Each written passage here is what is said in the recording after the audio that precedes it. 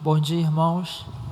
É, Como vocês sabem, né, hoje a gente está aqui trazendo aula para vocês, né, mas a gente não temos a nossa EBD regular, né, mas temos aqui o nosso compromisso da nossa igreja em levar o estudo aos irmãos, né.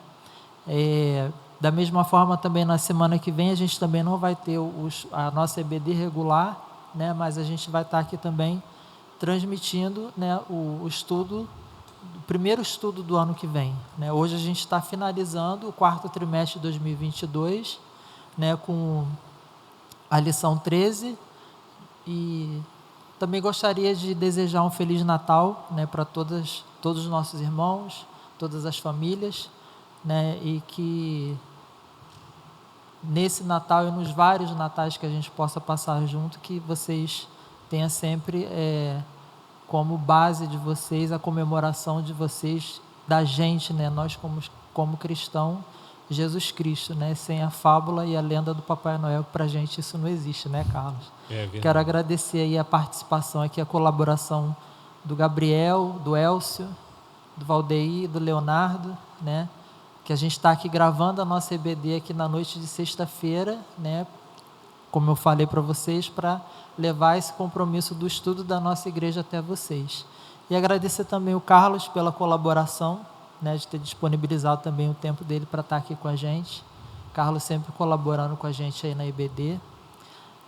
E falando tudo isso, também gostaria de pedir para vocês para não esquecer de passar lá na secretaria da IBD e retirar a revista de vocês, tá? O compromisso do ano que vem, né? Do ano que vem, que já está aí às portas, e a gente vai ter como tema, né, do primeiro trimestre de 2023 falar sobre adoração, né? Então, as revistas já estão disponíveis lá na secretaria da IBD, e eu convido vocês a passarem lá para poder retirar a revista.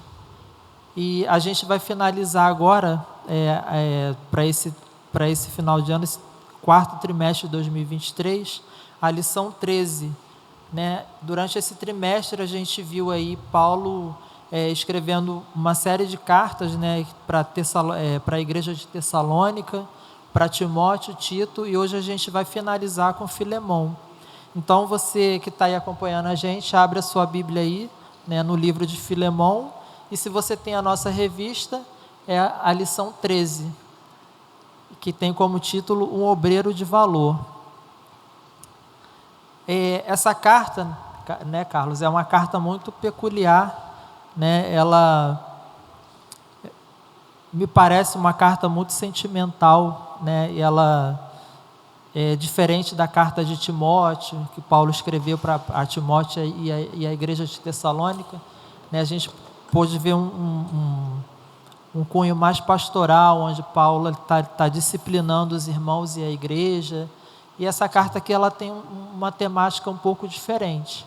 Aí eu queria que você começasse a falar para a gente qual é o sentido dessa carta, né? O tema geral da carta, falando para a gente essas ideias iniciais dessa carta escrita para Filemão. Legal.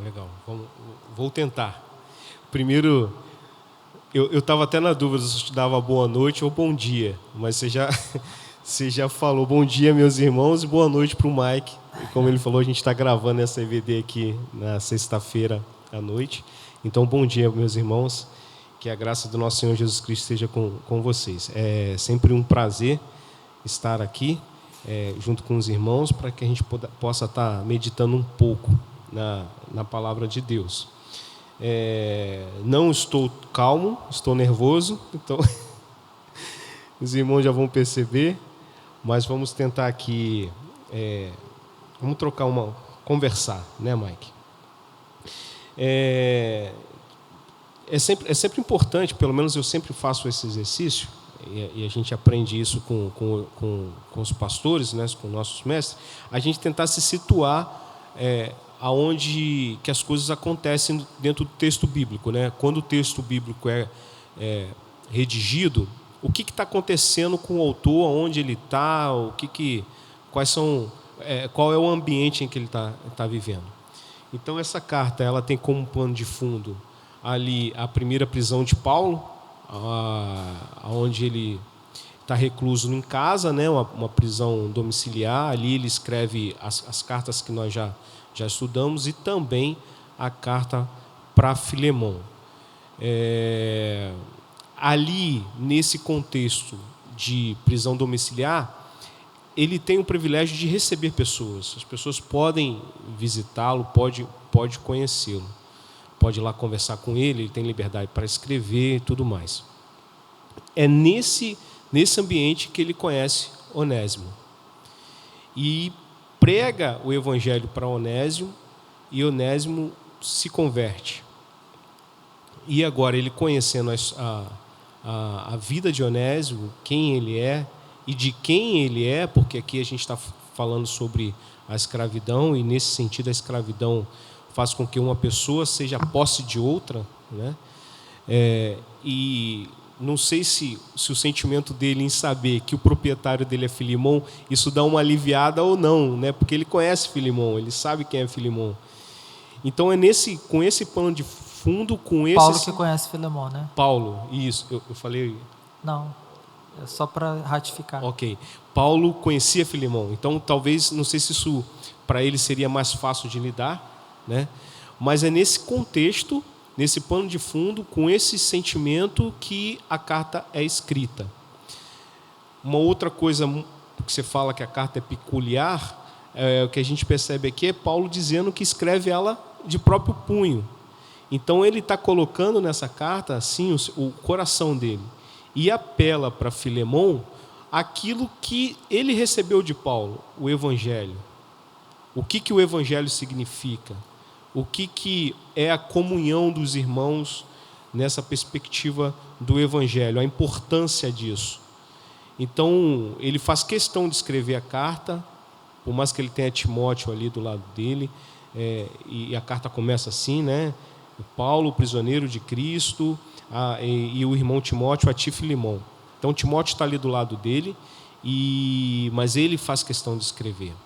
E outro ponto interessante é como a carta começa, o versículo 1, quando Paulo se auto-intitula prisioneiro de Cristo, diferente das outras cartas, que ele fala, Paulo, apóstolo do Senhor Jesus Cristo. Em outras ele começa, servo de Deus e apóstolo de Jesus. Aqui ele fala, prisioneiro de Cristo. Ele já parece que já quer dar já dá uma pincelada de onde ele quer chegar. Então, prisioneiro, servo, essa é a minha condição. E aí ele faz aquela introdução, e depois ele vai falar de Onésimo, que está nessa condição. Mas ele fala que é prisioneiro de Cristo no sentido espiritual, porque ele é prisioneiro por causa de Cristo. Ele está prisioneiro por causa de Cristo, né? Mas olha como é que começa. Paulo, prisioneiro de Cristo Jesus. Então, ele está preso por causa de Cristo, mas prisioneiro de Cristo. O evangelho agora que domina ele. Ele pertence, ele, né? Exato, ele pertence ao evangelho de Cristo Jesus. Então, é como se ele também estivesse colocando nessa condição também de aquele que não faz o que quer, não está livre, ele está sujeito a um senhorio, ele está sujeito a Cristo, que ele vai apelar mais para frente, para mim, lembrando Filemão. Nós somos sujeitos a Cristo. E Cristo é o nosso maior exemplo, né? O Cristo é o nosso exemplo de como nós devemos viver, como a gente deve tratar. Então, isso mais na frente ele vai fazer esse apelo também. Aí a carta continua, né? E ele fala sobre Filemão, né? A gente vai chegar até Onésimo, né? Que você já adiantou aí que Onésimo era escravo de Filemão, né? E nessa carta aí Paulo está intercedendo por Onésimo, né? Aí o desenrolar, o início dessa carta aí, depois que Paulo se apresenta as credenciais, né? Ele fala de Filemão, né? Ele fala de Filemão como um crente, um cristão que também foi alcançado pelo Evangelho, né? E o que ele dá a entender que Filemão, o evangelho chegou até a vida dele e produziu resultado, né? Sim. Filemão parece ser aquele cara que respira e transpira a transformação, né?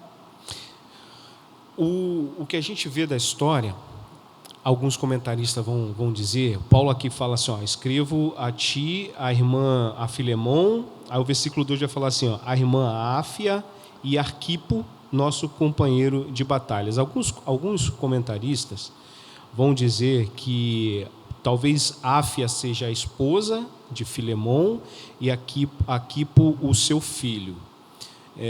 Arquipo era bispo, provavelmente bispo, líder da igreja. Essa carta ela tem muito proximidade com a carta de Colossenses, então o que nos leva a entender, a perceber que talvez a igreja se reunisse na casa do próprio Filemão. Uhum. Então, só pegando isso aí que você falando, que ele era um homem piedoso, um convertido, né? Então, tudo leva pela história a dizer que a igreja que ele se refere é dentro da casa do próprio Filemão. Filemão abre as portas para a igreja e ali recebe pessoas. Mesmo sendo um homem que possui escravos, né? Sim. Não é aqui, Paulo não está muito preocupado com essa condição. Essa condição social não é a preocupação dele nesse momento. Talvez Paulo não queira se dedicar a falar desse assunto. Ele quer falar de coisas que transcendem a isso. Ele quer falar sobre amor fraternal. Ele quer apelar para Filemão algo que ele recebeu do próprio Paulo. Ele vai até falar, você deve a minha vida. Você deve a sua vida a mim, né, melhor dizendo. Então, assim, ele vai sempre clamar por esse amor para com o próximo, né? Então, sim, Filemão era um convertido, né? Tanto e aí eu acho que por isso que Paulo tem tanta liberdade para falar com ele. Você falando dessa questão aí da escravidão, né? A escravidão que naquele contexto social existia, né? Essa situação de alguém se apropriar de uma outra pessoa, Sim. né? Que hoje em dia que soa para a gente como uma situação muito estranha, né? De você ser dono de uma outra pessoa, né? Mas você vê que também Paulo não, como você falou, né? Paulo não se intromete em relação a isso, né?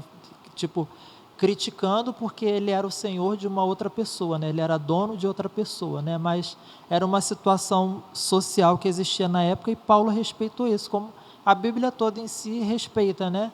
Paulo vai falar sobre servos e senhores lá em Efésios, aqui em Colossenses. É claro que a questão da escravidão é algo importante para se tratar e se combater, claro. Eu acredito que Paulo não teve tempo para falar nisso e acredito que a coisa mais importante ali, no momento, não era isso. Porque, Mike, vamos lá, vamos pensar. Seria muito fácil para Paulo escrever para Filemão, olha só, dá uma carta de alforria para ele, liberta ele. Seria fácil fazer isso. Mas fácil comparado a quê? Seria fácil ele escrever uma carta e libertá-lo, e aí Onésio escolhe para onde ele quer ir, não preciso mais conviver com Filemão, eu sou um cara livre. Isso aí, assim, comparado ao que eu vou falar agora, é uma coisa fácil. Mas o que Paulo pede é algo muito que transcende a isso, que é o quê? Receba como um irmão. Isso é mais complicado para a gente poder entender. Uhum. Como é que um cara que a gente vai ver aqui, né, até Paulo questionando, né, se ele te deu algum prejuízo, bota na minha conta. Né? Então, como é que Paulo está pedindo a ele agora? Olha só, receba ele como teu irmão. Eu acho que isso é muito mais complicado do que simplesmente você romper o contrato com ele, né, ou dar a carta de alforria para ele ir embora, fazer o que ele quiser. O que Paulo está clamando aqui é a fraternidade, é a comunhão. Sim. E quando Paulo faz esse pedido a Filemon, que a gente vê aqui, Paulo ele não usa essa autoridade dele, né? Parece que Paulo ele deixa entender também que ele teve assim. Eu lembro uma vez que você estava dando aula agora nesse trimestre que você falou muito dessa questão do Ó Jesus, o que foi que eu falei? Agora estou até com medo agora. de como essa relação que Paulo tinha com Timóteo, né, e dessa relação que Paulo tinha também com Tito, que chamavam eles de irmãos na fé, não, de filhos na fé, filhos na fé, né? E você falou que Paulo tinha essa responsabilidade porque ele gerou, né, espiritualmente, né, essas pessoas, ou seja, através dele o evangelho chegou para essas pessoas, tanto para Timóteo, né, quanto para Tito também. Isso, e parece que para Filemon também, né? Sim, ele fala aqui, né, no versículo 8, versículo 9: prefiro apelar-te confiando no amor fraternal que há em ti, eu, Paulo, já velho, agora também prisioneiro de Cristo. Versículo 10: venho interceder a favor do meu filho Onésimo. Rapaz, isso é uma coisa que a gente precisa dar muita atenção. Esse tratamento que Paulo dá, tanto a Timóteo, a Tito, agora a Onésimo, que a gente vê registrado. A gente tem uma tendência, Mike, nós temos essa tendência e precisamos lutar contra isso, é que às vezes a gente prega o evangelho para uma pessoa e a pessoa se converte por aquela conversa que a gente teve, para a gente apresentar o plano de salvação. Essa pessoa se converte e a gente tem a tendência de achar que ganhei uma alma para Jesus, o trabalho está cumprido. Deixa a pessoa caminhar com as fiz a minha parte, né? Existe um livro, eu não vou lembrar aqui o nome, alguma coisa, Evangelhos para Marica, alguma coisa desse tipo. Depois, se os irmãos conhecerem o livro, podem comentar aí, é do pastor Iago Martins. Evangelho para quê? Eu não vou arriscar, porque eu posso estar errando aqui o nome do livro, mas o autor é o Iago Martins. Ele fala o seguinte, que você gerar filhos, o pregador que se propõe a fazer o apelo e as almas se convertem, e ele abandonar, seria comparado a um homem que tem filhos com uma mulher e abandona essa mulher, abandona esses filhos. E Paulo vem mostrar justamente o contrário. Ele declara que o filho é dele, ele assume que o filho é dele. Tito é meu filho, Timóteo é meu filho, Onésimo é meu filho. E esses filhos vão caminhar com Paulo. E eu tenho certeza que a gente precisa ficar atento a esse tipo de coisa. É claro que às vezes um pastor que faz um apelo dentro, por exemplo, a nossa igreja que é muito grande, né? Alguém se converte, talvez ele não consiga ele mesmo caminhar com essa pessoa, mas é necessário que nós, que os irmãos assim um pouco mais maduros, né, abracemos essa pessoa. É um irmão que está chegando. Mas não é só o pastor, né? A gente também pode trazer alguém de fora, né? E a pessoa... Exato. Então, por isso que o início da minha palavra foi justamente isso. A gente precisa ficar atento que, ao pregar o evangelho, que isso é uma responsabilidade de todos, não é só de um líder, de um pastor, ao pregar o evangelho e essa pessoa se converter, eu até falei isso numa aula, numa classe lá dentro. Cara, toma que o filho é teu. Toma que o filho é teu.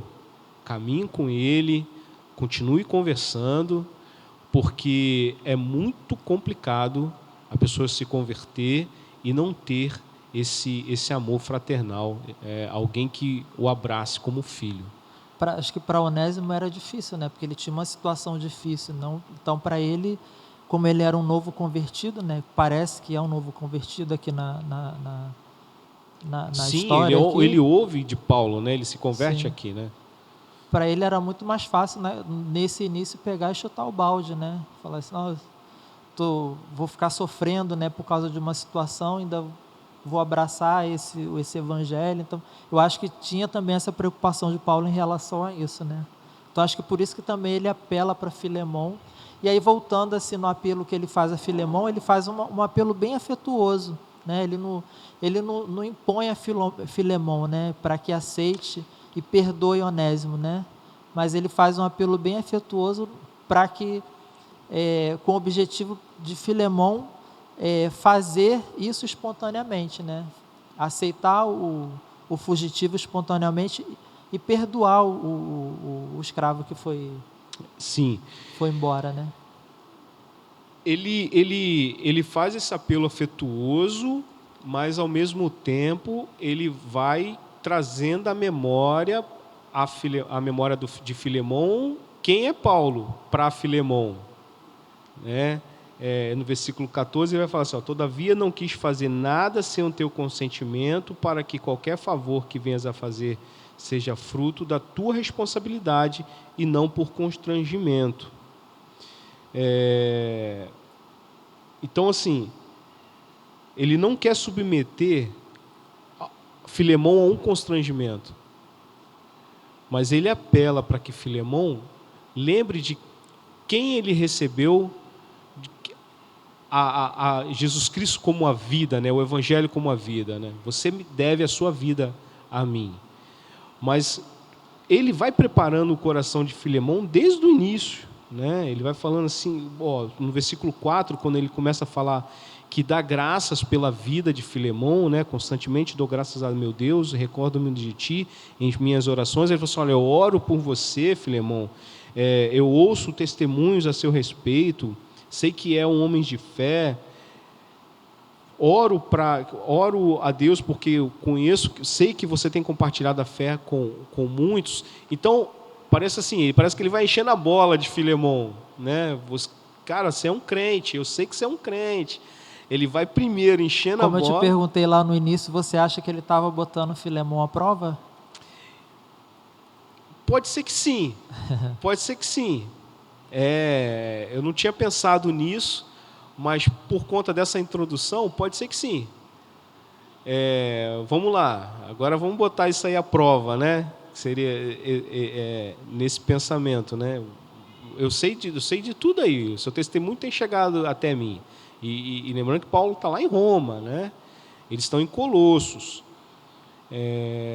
E a tua fama tem chegado até mim. Talvez até mesmo o próprio Onésimo pode ter falado. Porque a gente não sabe quais foram as condições que ele fugiu. Por que ele fugiu? Uhum. Existem comentaristas que vão dizer que talvez Onésimo estivesse em Roma a pedido do próprio Filemon. Tem ido lá cumprir alguma tarefa. E aí, quando a gente supõe que Filemon tenha Onésimo tenha roubado Filemon em alguma coisa, talvez seria o fato dele não ter retornado. E aí, privado Filemon dos seus serviços. Então, poderia ser isso. Então, a gente não sabe quais foram as condições que o motivo que o fez fugir. Mas, ao encontrar Paulo, Onésimo poderia dar testemunho também do seu Senhor. E ele convertido, é claro, com um novo coração, um novo homem, ele sabe também com quem que ele vai se encontrar. Se o testemunho que Paulo relata aqui, a gente crê que é verdadeiro, o testemunho de Filemon, ele é um homem de Deus. Sim. Então, Onésimo também sabia disso. Uhum. Então, quando eu li a carta, né, e vi o que Paulo escreveu, que ele encheu a bola de Filemon, também me fez pensar isso também, né? Não, Paulo não ia estar falando isso, inventando isso de Filemon, né? Não, realmente, não. Né? Não tem como pensar dessa forma, né?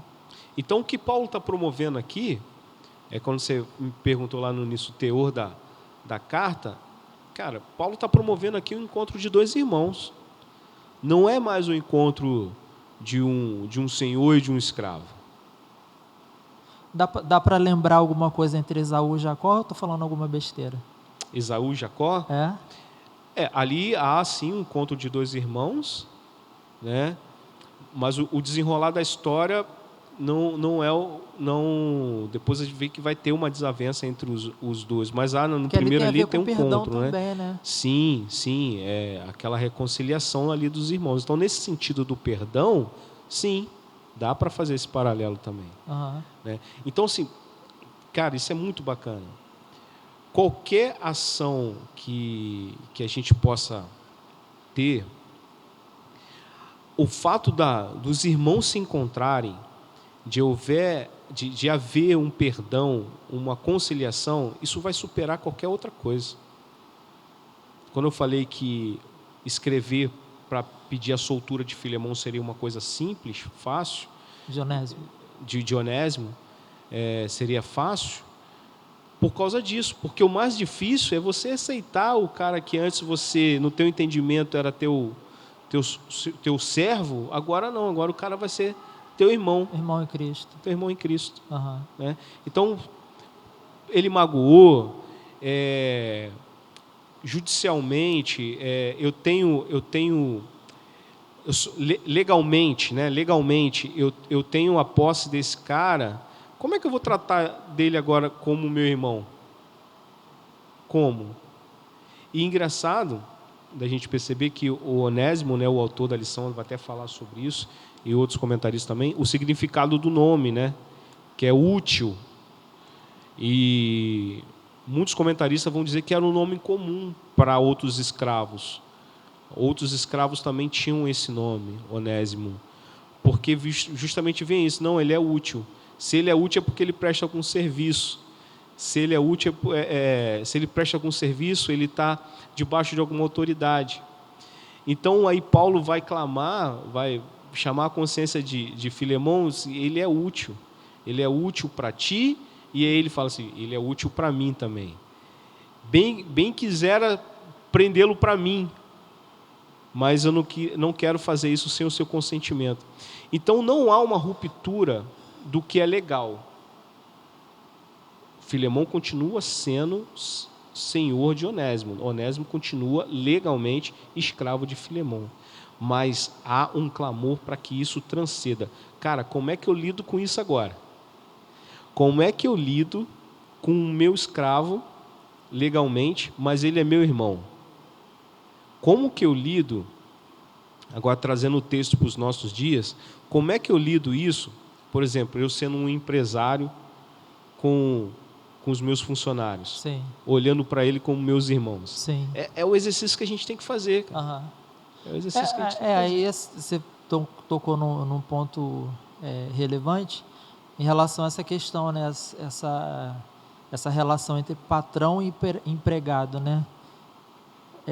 Acho que no caso do patrão aí, que no caso é Filemão, né? Eu acho que se ele realmente, né, como o texto está dizendo, que ele é uma pessoa transformada, ele é um cristão autêntico, né? Ainda que o Onésimo volte para ele e continue trabalhando para ele na condição de escravo, mas também ele não precisaria ser mais aqui, não, ele, né, eu acho que os patrões de hoje em dia, não estou querendo fazer nenhuma revolução social aqui, cuidado, hein? mas é realmente essa postura, né, de você ter um trato diferente, porque você é cristão, independentemente da sua condição social, entendeu? Sim. O que vai na contramão da teologia da prosperidade, né? Que todo mundo tem que se virar patrão, né? E não, a gente vai viver situações na vida que a gente vai ter que servir a outro. Mas eu vou olhar para o outro como meu irmão. Uhum. E o outro que está possivelmente na posição de senhor vai olhar para o seu servo como irmão. Uhum. Então, assim, vai haver essa diferença de posição, mas não vai haver uma diferença fraternal na condição de filhos do mesmo pai. Uhum. Nós somos filhos de Deus. E aqui nós estamos em posições diferentes para cumprir o nosso propósito. É esse o desafio. Uhum. Eu, como servo, volto para a casa do meu Senhor para cumprir o meu propósito. É servi-lo? É ser útil a Ele? Então eu vou cumprir meu propósito. E Filemão, vou aceitar ele de volta. Né? Porque, assim, a gente está falando sobre essa questão, mas assim, eu conheço o relato de de um mau testemunho, né, nesse sentido aí dessa relação de patrão e empregado, né, do indivíduo, né, ter uma empresa e tal, e se dizer que era cristão, né, e participar de algumas atividades da igreja, de frequentar culto, e assim, tratar o empregado assim como tratava como escravo, porque hoje a gente tem as leis, né, Trabalhista, né? Que que protege, né? entendeu? Mas se não tivesse, né, ia ser daí para pior, entendeu? Aí, que testemunho triste, né? Sim. Isso vai totalmente na contramão do que a gente vê na posição de Filemão, né? Que, como você falou, Paulo não estaria inventando essas coisas. Então, é um testemunho triste. Esse irmão precisa ser acompanhado, ser exortado, né? Precisa... Aqui, Paulo fala sobre a fé de Filemão de uma forma positiva, mas o irmão que tem essa postura que você está falando, de ser um dono de uma empresa, ou às vezes nem precisa muito, Mike. O cara pode ter só uma posiçãozinha um pouquinho melhor, ser gerente, ser líder dentro de uma empresa e tratar os seus subordinados de uma maneira muito ruim, né? Então não precisa nem ser um grande empresário. Então, olha o exercício que a gente tem que fazer. Primeiro a gente precisa identificar em que posição a gente está. A gente está na posição de Onésimo? Se sim, saiba que você tem responsabilidade com o outro, né?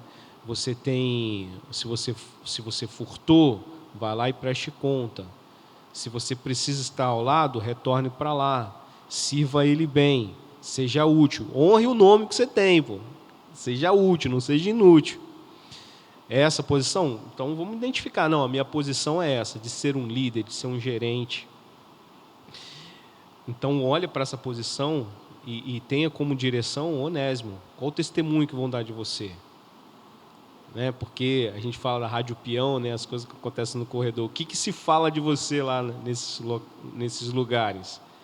Não, cara, ele é um excelente gerente, ele trata a gente com amor, com carinho, ele se preocupa com a gente, né? Então, é esse desafio que a gente tem que fazer. Esse é o desafio que a gente tem, de identificar onde a gente está e procurar cumprir o nosso propósito onde a gente está. Sim. E vendo para essa situação aí de Filemão e Onésimo, né, consegui também identificar assim, uma situação de que você realmente vê que Deus está no controle de tudo, né? O cara saiu de um lugar, foi se encontrar com Paulo, né? E se encontrar logo com quem, né? Com o cara, né? E ele vai lá e fala de Jesus para Onésimo, né? E Onésimo recebe, né? O evangelho, né? Então você vê assim uma situação ruim que virou uma bênção, na verdade, né? Sim, sim. Eu fico às vezes tentando imaginar como é que foi isso aí, né? Encontra com Onésimo e aí Paulo, um pregador do evangelho, não perde a oportunidade. E aí quando escuta a história de Onésimo, aí Paulo, rapaz, Filemão? Não, rapaz, Filemão é nosso irmão, rapaz. É nosso irmão. Eu conheço Filemão, peraí, vem cá, vamos aqui que eu vou escrever uma carta para ele. Fica tranquilo, volta para lá. Volta, porque eu sei que ele vai te receber bem. E aí, confiando na palavra de Paulo, sabendo quem, eu imagino, né, que ele sabe quem é Filemão, e aí com esse encontro é possível por causa de um que já é convertido, já é transformado, né, com um que está nascendo agora. Então esse encontro é possível por causa disso. Esse encontro é possível porque aquilo que eu era, eu deixei de ser, no sentido de mentalidade, né? Não, estou fugindo do meu Senhor, eu quero ser livre. Não, eu quero salvar a minha vida, eu quero se safar. Esse pensamento já não existe mais. A minha vida foi salva, eu já sou um salvo, eu sou um filho de Deus. E o outro lá já não tinha mais esse pensamento, né? Paulo vai escrever aos Efésios, né? Os senhores tratem bem os seus servos e tal. Então esse aqui já tinha esse pensamento. Por que cargas d'água esse aqui fugiu? A gente não sabe. Talvez ele escutou muito que ele precisava ser livre e tal, independente de como Filemão o tratava, Vamos pensar aqui que Filemão já o tratava bem, mas por tanto falarem para ele que ele precisava ser livre, ele acaba fugindo. Sim. Eu estou supondo, tá? Aham. E esse aqui, Paulo só toma o cuidado de lembrar ele. Onésimo está aqui comigo, estou mandando ele de volta. Eu queria ficar com ele, porque eu já senti que ele é um cara bom de trabalho. Ele é muito útil para mim, assim como é contigo. Receba ele como um irmão. Estou te mandando o meu filho. Isso é muito lindo, cara. Isso é muito lindo. Né? A proposta que Paulo traz aqui desse encontro, isso é uma coisa maravilhosa. E como a gente falou dessa questão de talvez Paulo estar colocando Filemão aí à prova, né? Mas é uma situação bem difícil, né? Essa questão de você perdoar as ofensas, né? Isso não é fácil, né? E por mais que nós estamos sujeitos, por mais que a gente conheça a palavra, por mais que nosso coração já esteja convertido, é sempre importante a gente se lembrar de quem nós somos e de quem nós somos. Porque o diabo está aí, o nosso inimigo está aí para tentar nos derrubar a qualquer preço, a todo custo. E ele era um homem convertido, mas aí Paulo lembra ele, né? Traz a memória. Nós estamos sujeitos a isso também, né? Às vezes, no momento de raiva, de rancor, talvez não liberar o perdão ou demorar para liberar o perdão. Então, a todo momento, a gente precisa estar relembrando, sendo relembrado, buscando, meditando dia e noite, vendo essas passagens, essas histórias, porque nós estamos sujeitos a se comportar mal, dar um mau testemunho, como você falou, né? Sim. E parece que a gente às vezes esquece, né, o que Cristo fez, né? Assim, eu não estou assim julgando, né, em relação a essa questão do perdão, né? Mas a gente vê que Cristo fez uma coisa grandiosa pela humanidade, né? Em relação a essa questão dele carregar, né, sobre os ombros dele todos os pecados da humanidade para que a gente pudesse se reconciliar com o Pai, né? Exato. E parece que a gente precisa lembrar disso sempre, né? E quando isso está sempre fresco na nossa memória, às vezes é muito mais fácil da gente carregar, não digo carregar, né? Mas também você superar alguns obstáculos, e o que a gente está falando nesse sentido aí do perdão, né? E interessante é o seguinte, Paulo não estaria pedindo algo para Filemão que o próprio Paulo não poderia oferecer. Isso é uma característica de um líder. Então, o sacrifício que Paulo está pedindo para que Filemão faça, se é que isso poderia ser um sacrifício para ele, mas é algo que o próprio Paulo estava disposto a fazer. Então, a questão do perdão, a questão se você tomou algum prejuízo, fica tranquilo, porque eu arco com esse prejuízo. Então, assim, mas quando ele fala isso, ele está falando no sentido material ou espiritual? Material. Material, né? Material. Alguns comentaristas vão dizer o seguinte, se Onésio fugiu e foi parar em Roma, ele está muito longe, cara. Ele está muito longe. Ele poderia ter fugido para Éfeso, que está mais perto, mas ele foi para Roma. Então, para ele chegar em Roma, se ele foi fugido, ele tinha que ter recursos. Ele precisa levantar uma verba.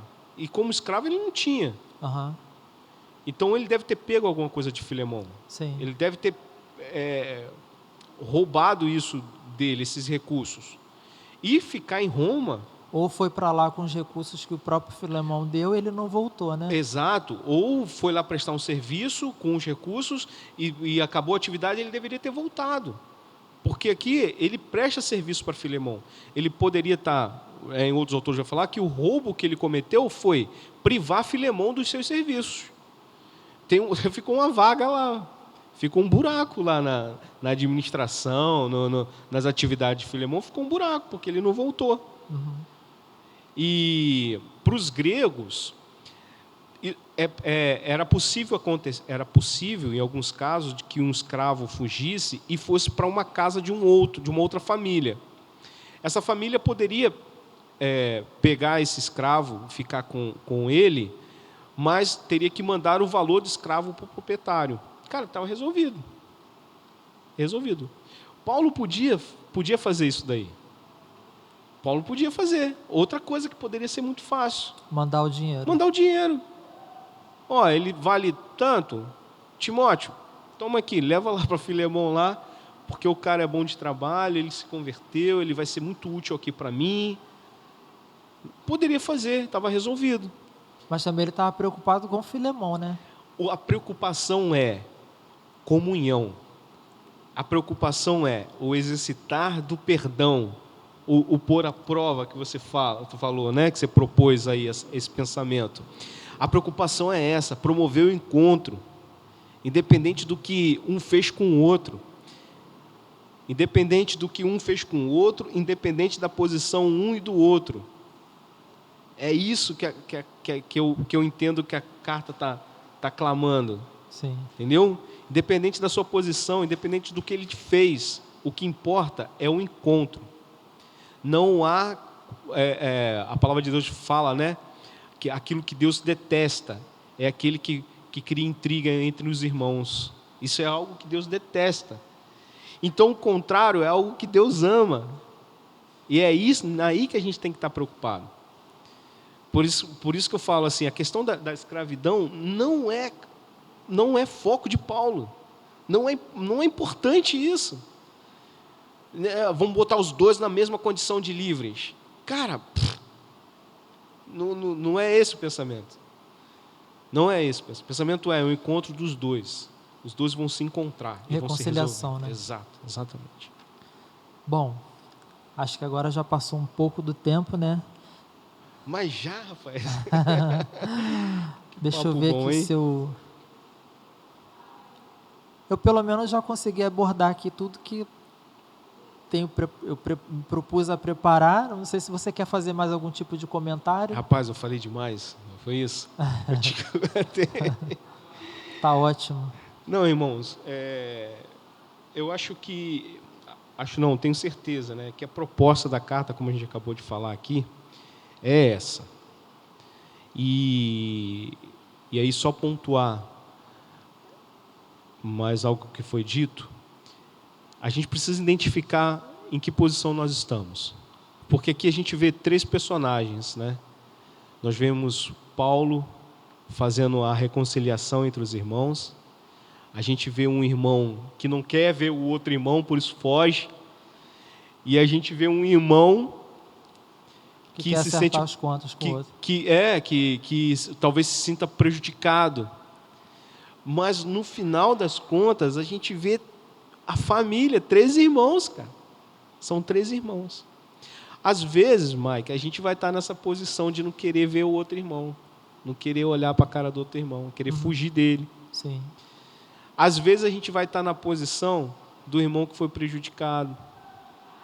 E às vezes a gente tem que procurar a posição daquele que reconcilia os irmãos, cara. Então a gente precisa identificar onde nós estamos no momento de que houver um ruído, uma fumaça, bem aqui nesse momento, quem eu sou? E aí pegar essa postura, pegar essa responsabilidade e seguir conforme a carta de Paulo a Filemão nos orienta. A Bíblia, a gente aprendeu lá no seminário, né, que a Bíblia não é um livro de respostas. Não é um livro de respostas. Você não vai achar as respostas para os seus problemas na Bíblia, não. Mas você sempre vai achar direção. Porque os nossos problemas são temporais, né? Cada época a gente passa por situações diferentes. A gente não vai ter esse problema de ter um escravo que foge, ou ser um escravo que foge. A gente não vai ter esse problema. Mas a gente tem outros problemas que, através da Escritura, a gente recebe uma direção. E aí, já caminhando para o final, eu encerro dizendo isso. Precisamos identificar em que posição nós estamos e assumir a responsabilidade. E assim como esses personagens aqui da carta se apresentaram, a gente fazer da mesma forma. Ótimo. Obrigado pela sua colaboração, Carlos. Espero que vocês gostem do estudo, né? E essa é uma carta aqui que realmente assim vale a pena a gente ler assim com bastante cuidado. É uma carta bem pequena, né? Sim. Acho que é o menor livro da Bíblia, não é isso? Olha, não tenho certeza. Eu acho que é o menor livro da Bíblia, né? Então vale a pena Você a gente... conseguiu me pegar, hein? Vale a pena ler, né? Porque aqui a gente está falando, Paulo está falando de reconciliação, está falando de perdão, né? E isso é uma coisa que, conforme o Carlos falou, em algum momento a gente vai estar envolvido em algum tipo de situação como essa, né? E aquilo, né? A gente precisa estar sempre preparado, né? Para quando as dificuldades vier, né? Esse é um tipo de dificuldade que pode aparecer na nossa vida, na nossa caminhada, né? E o Espírito Santo está aí para ajudar, para nos guiar, e a gente só tem como fazer isso através do estudo da palavra, né? Do contato nosso com a Bíblia, né? Para quando essas situações difíceis aparecer, a gente possa estar preparado, né? Para poder enfrentar esse tipo de situação que, mais uma vez eu falo, né? É difícil, né? Não é nada fácil, né? Exatamente. Então, eu quero agradecer, Mike, o convite. Aqui ficou bem bacana isso aqui, essa mesa posta aqui, né? gostou? Não sei se foi ideia do Gabriel, não sei Foi. de quem foi a ideia, né? E aqui, os irmãos, tá 2 irmãos, né, sentados aqui, nessa mesma posição. Não tem... Eu não falaria isso se fosse o pastor Gustavo aqui. Aí o pastor Gustavo está anos-luz, né? De Ele vem aqui conhecimento. também. Vem, né? Vem. É um prazer estar com o pastor Gustavo. Ele está anos-luz na nossa frente. Mas esse encontro aqui, que isso possa acontecer na tua casa, que isso possa acontecer em outros momentos aí na tua vida, que isso possa acontecer mais vezes aqui. Sim. Também. Né? Amém. Amém. Então, lembrando, né, que a gente não tem a IBD regular, né, por conta dos feriados, né? No dia 1º a gente também não vai ter IBD aqui na nossa igreja, né, mas vai estar sendo preparado outro estudo para que vocês possam acompanhar o primeiro estudo da lição do primeiro trimestre do ano que vem, né? Aqui a gente está encerrando, né, o 4º trimestre de 2022, né, com o último tema da nossa lição.